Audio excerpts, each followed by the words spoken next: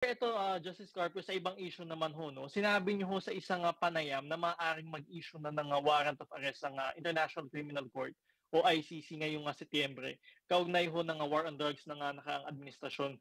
Sir, posible po ba na maipatupad dito sa Pilipinas sa kabila ng, pagtiwalag ho natin sa ICC?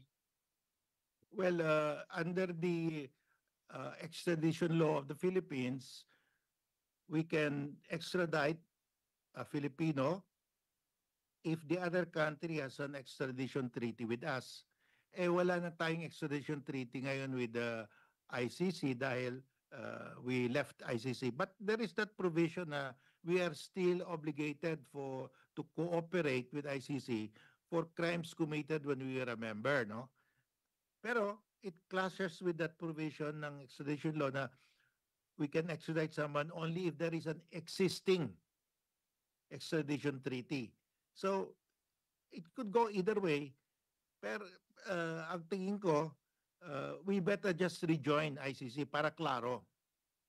Para wala na itong doubt, no? Let's rejoin ICC and that should be the case. We should rejoin ICC. Madali naman lang. President will just uh, sign the accession again, reaccession, and then submit it to the Senate for ratification. I think there's a vote. There's enough vote to ratify it. Tapos, wala nang issue ngayon, may jurisdiction o wala ba tayo?